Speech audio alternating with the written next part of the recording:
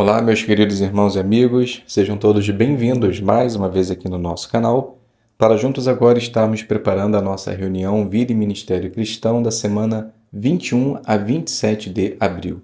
Estaremos selecionando algumas partes da nossa reunião e tenho certeza que vai facilitar em muito a sua preparação. Então, vamos juntos para o nosso vídeo.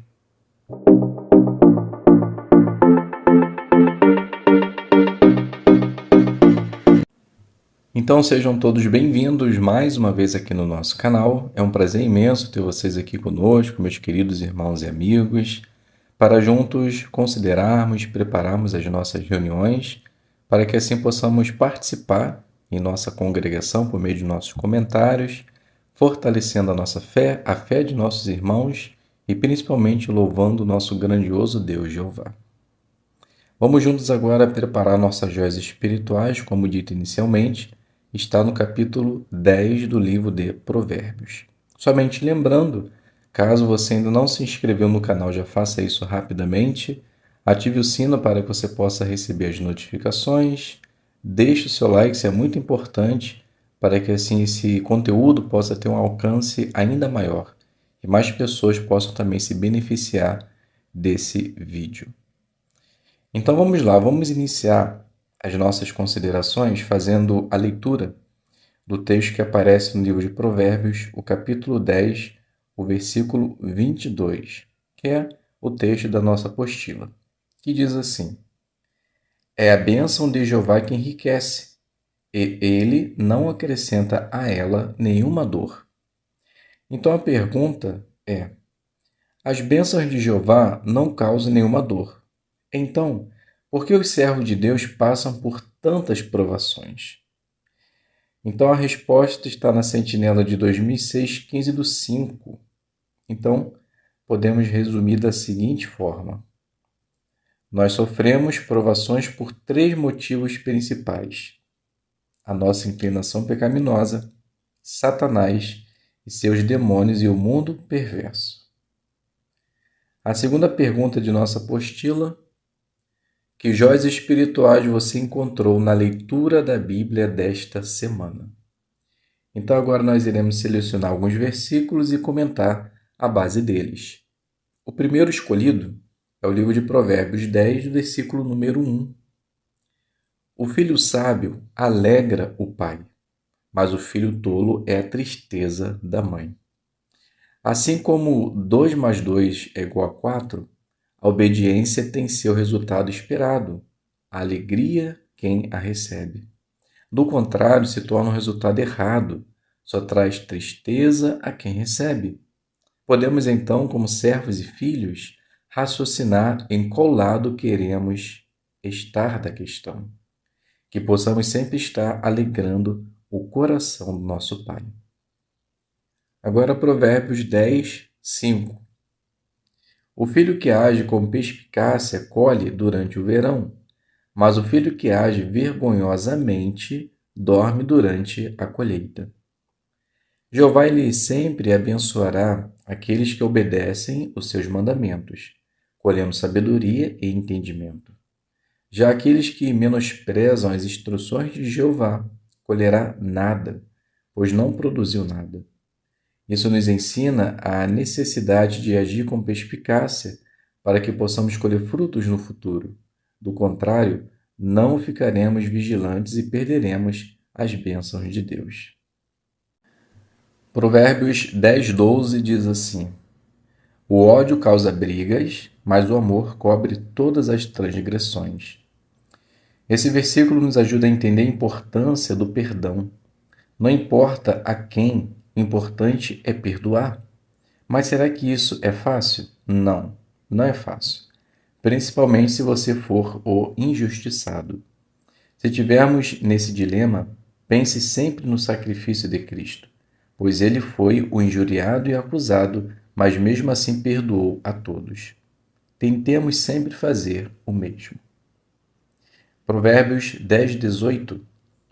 Quem esconde seu ódio fala mentiras, e quem espalha calúnias é tolo.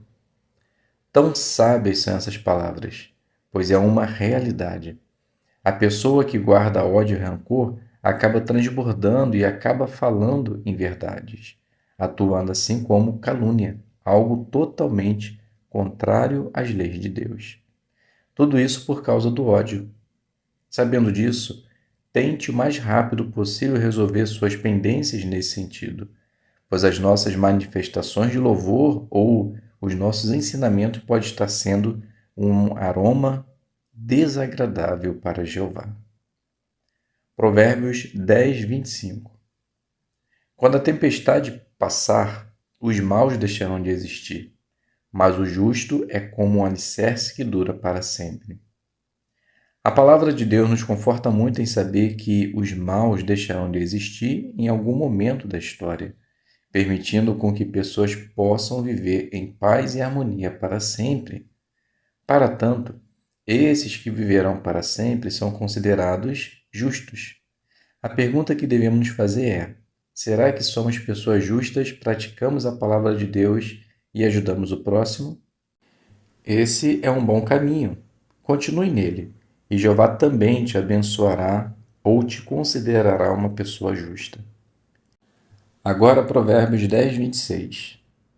Como vinagre nos dentes e fumaça nos olhos, assim é o preguiçoso para quem o envia.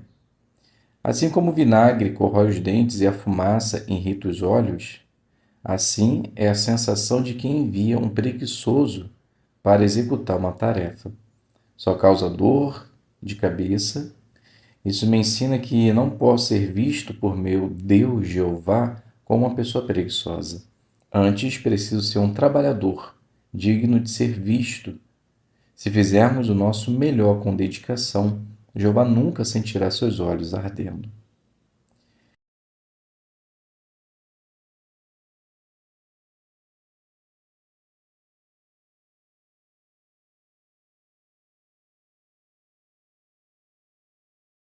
Fazendo a designação número 4, que é iniciando conversas. Então, essa parte ela tem 4 minutos, será feito de forma de casa em casa. O morador diz que não acredita em Deus. Então, podemos iniciar da seguinte forma. Maria, ela começa dizendo: Bom dia, me chamo Maria e hoje tiramos essa manhã para compartilhar com nossos vizinhos uma palavra de Deus. Como você se chama? Então a moradora diz: Bom dia, me chamo Ana e não quero ser grosseira, mas seria bom compartilhar com outra pessoa, pois eu não acredito em Deus. Então Maria ela fala: É um prazer falar com você, Ana. E acreditar que existe um Criador nesse mundo em que vivemos, às vezes realmente não é fácil. Mas você sempre pensou assim ou aconteceu alguma coisa? Então Ana ela fala: Aconteceu já tantas coisas na minha vida que é melhor achar que não existe um Criador que se importa conosco. Então Maria fala: Entendo esse sentimento. Num período da minha vida, passei por essa mesma sensação, parecendo que tudo estava dando errado e não tinha apoio de Deus. Mas gostaria de saber o que me ajudou? Então Ana ela diz: Se quiser, pode falar. Vai que me ajude também. Então Maria ela fala: Na verdade, foi um texto. Vou ler para você. É Atos 17, 27 e 28, diz assim. Então, após a leitura, continua. Percebeu que interessante, Ana? Deus, na verdade, não está longe de nós, e Ele quer que procuremos por Ele. E quando fazemos isso, Ele se deixa ser achado. E eu comecei a fazer isso por meio das orações. Por diante dos meus problemas, eu deixei de me achegar a Deus. E isso não melhorou, somente piorou. Quando me dei conta do que estava faltando, voltei a orar a Deus. E pouco a pouco as coisas foram se ajeitando e eu percebi que posso confiar em Deus. Será que essa não pode ser também uma forma de você voltar a confiar em Deus? Então Ana ela diz: pode ser. Realmente, quando passei pelas situações complicadas da vida, eu fiquei tão chateada com Deus que deixei de falar com Ele. Será que ainda Ele vai me ouvir? Então Maria ela diz: com certeza que sim. Veja só o que ele diz aqui nesse texto. Então aqui eu finalizo a primeira designação, que é a designação número 4, e agora podemos fazer a designação número 5, que também é iniciando conversas de 4 minutos, mas será feita agora como testemunho informal. Ofereça um estudo bíblico. Então, podemos iniciar assim. Ana, que é a moradora, ela diz: um absurdo isso. A fila já está virando quarteirão e só estão oferecendo 50 vagas. Será que vamos conseguir? Então Maria ela diz: eu não sei, mas precisamos manter a esperança. No final vai dar tudo certo. Então Ana ela diz: esperança? Não esteja preparada não e com um bom currículo, senão nem vão te chamar. Então Maria diz: então, imagino que você está preparada e tem um bom currículo. Então Ana diz: sim, senão nem estaria aqui. Então Maria continua: ótimo. Se você já tem isso tudo, agora está lhe faltando o quê? Então Ana diz: esperar que me aprovem? Então Maria continua: sim, ou seja, ter esperança. E isso é fundamental em tudo em nossa vida. Então Ana ela diz: sim, concordo com você. Mas como podemos ter esperança num mundo tão dividido e desigual? Então Maria diz: só tem um jeito. Ana fala: qual? Maria diz: ter esperança naquele que garantiu a sua vida com um propósito eterno, Jesus Cristo. Somente Ele pode nos dar tranquilidade nesse mundo dividido e desigual. E uma forma de você aprender a ter esperança é estudando sobre a vida de Jesus, na palavra de Deus, a Bíblia Sagrada. Então, Ana ela diz, mas estudar a Bíblia é muito cansativo e difícil de entender. Maria diz, bem, concordo com você. Ler somente a Bíblia e tentar entendê-la realmente não é fácil. Mas nós temos um método simples que facilita muito a compreensão. Posso te mostrar? Então aqui a gente termina a segunda designação, designação simples, fácil, e espero que possa ter lhe ajudado. Iremos agora fazer a designação número 6, que é cultivando interesse, também tem 4 minutos, será feito como testemunho informal. Então mostre para a pessoa como encontrar informações do interesse dela no jw.org. Então Maria, ela inicia dizendo: bom dia, vizinha. Vim aqui saber como está o seu filho. Então Ana, ela diz: bom dia, Maria. Graças a Deus está tudo bem agora. Ele fez alguns exames, tomou uma injeção e já está bem melhor agora. E agora é só aguardar os resultados dos exames para entender de fato o que gerou aquele desmaio repentino. Então Maria diz: se Deus quiser, vai dar tudo certo. O importante é que ele agora já está em casa. Então Ana diz: obrigada pela preocupação e o carinho demonstrado. Então Maria fala: que isso? O Mário é muito querido por nós. E meu filho gosta muito dele. Ana, ontem naquela correria, você me havia me perguntado sobre alguns procedimentos cirúrgicos sem uso de sangue, se lembra? Então Ana ela diz: sim, ontem fiquei muito preocupada dele precisar de alguma cirurgia e não quero que ele tome sangue. Então Maria continua: você está certíssima. Eu dei uma olhada em algumas informações e consegui encontrar alguns artigos científicos muito interessantes. Posso te mostrar? Então Ana diz: pode. Maria fala: a nossa denominação ela tem um site que se chama jw.org. Já ouviu falar? Então Ana diz: já sim. Você já até comentou sobre ele? Então Maria diz: verdade. Nesse site você consegue encontrar informações atualizadas sobre procedimentos cirúrgicos sem sangue. Olha só que interessante. Aqui na lupa você pode digitar cirurgia sem sangue. Olha quantas informações. Vamos ver essa primeira aqui, ó. Então aqui a gente finaliza a nossa terceira designação. Mais uma vez uma designação simples, fácil. Se você quiser mudar, adaptar alguma coisa, fique à vontade.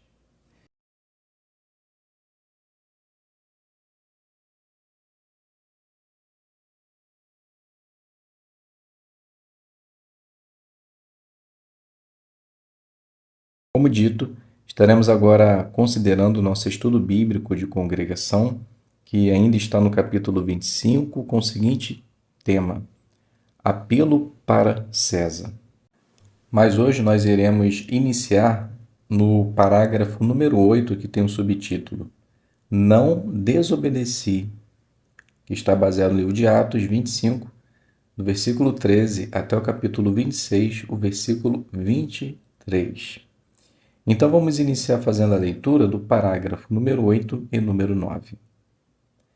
Alguns dias depois de Paulo ter apelado para César na presença de Festo, o rei Agripa e sua irmã Berenice fizeram uma visita de cortesia ao novo governador.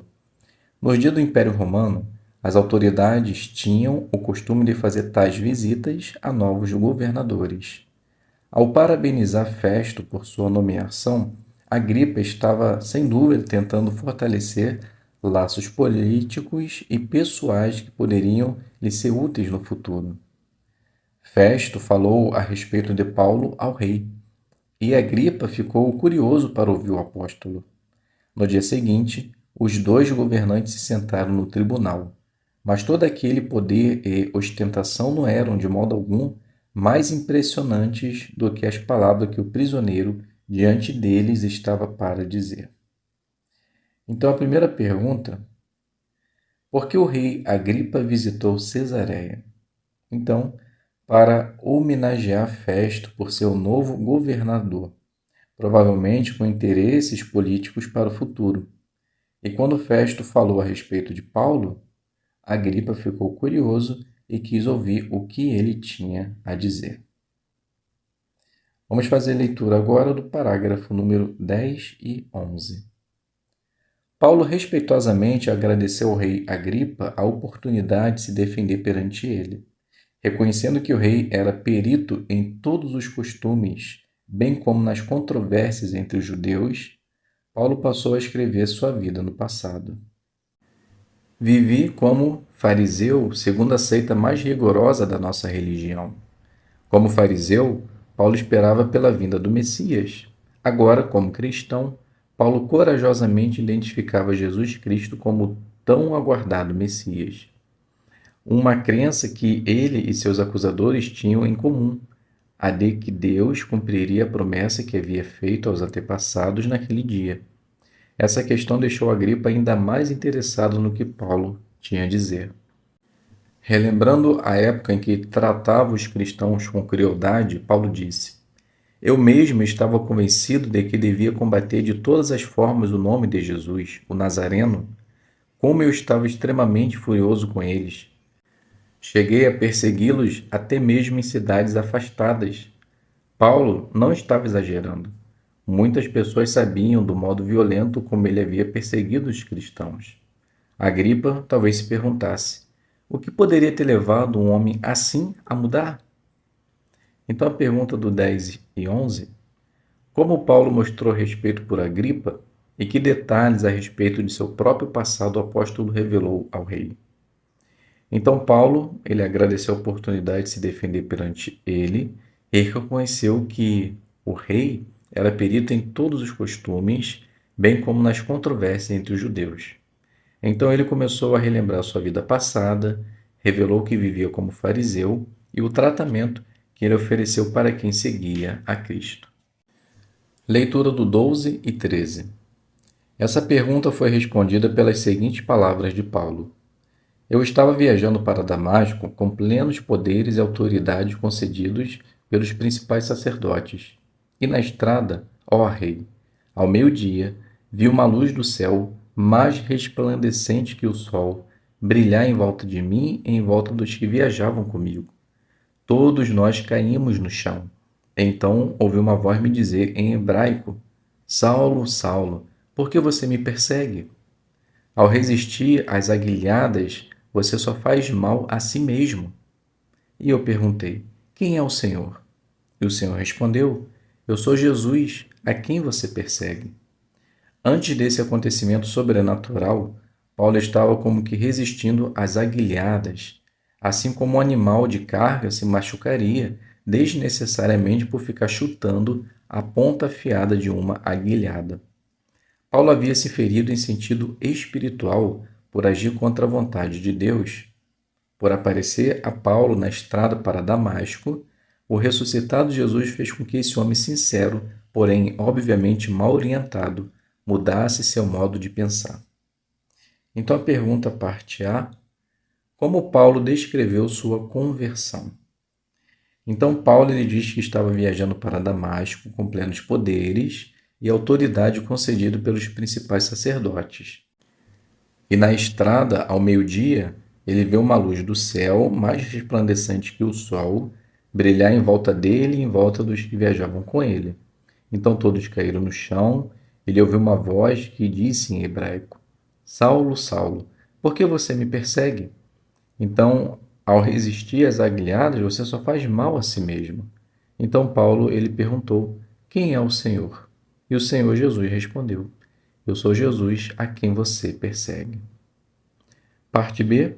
Em que sentido Paulo estava resistindo às aguilhadas?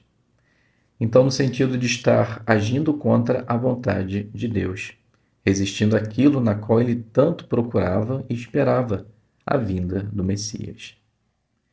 Então, meus queridos irmãos e amigos, aqui a gente finaliza a nossa consideração e espero que possa ter ajudado em sua preparação. Muito obrigado a todos pela presença, fiquem todos na paz de Deus e até um próximo vídeo, se Deus quiser.